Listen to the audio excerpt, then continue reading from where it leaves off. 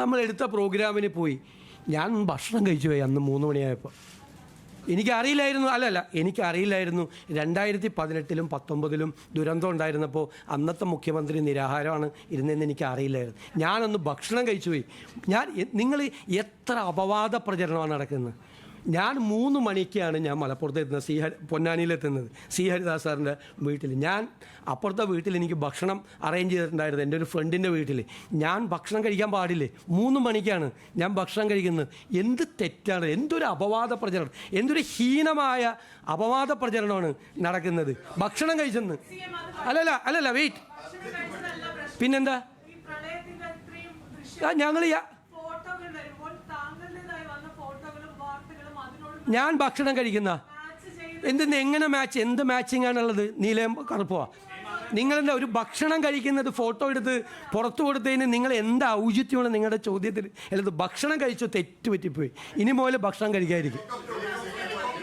എന്തൊരു മര്യാദകേടാണ്, എത്ര ഹീനമായിട്ടുള്ള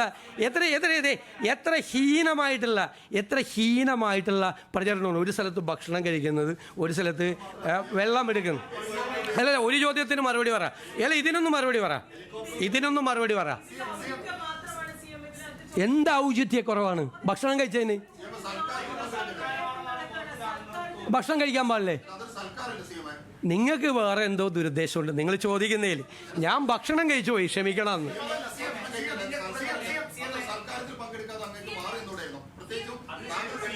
ഞാൻ സൽക്കാരത്തിലല്ല പോയത്, എനിക്ക് ഭക്ഷണം കഴിക്കാനാണ് പോയത്.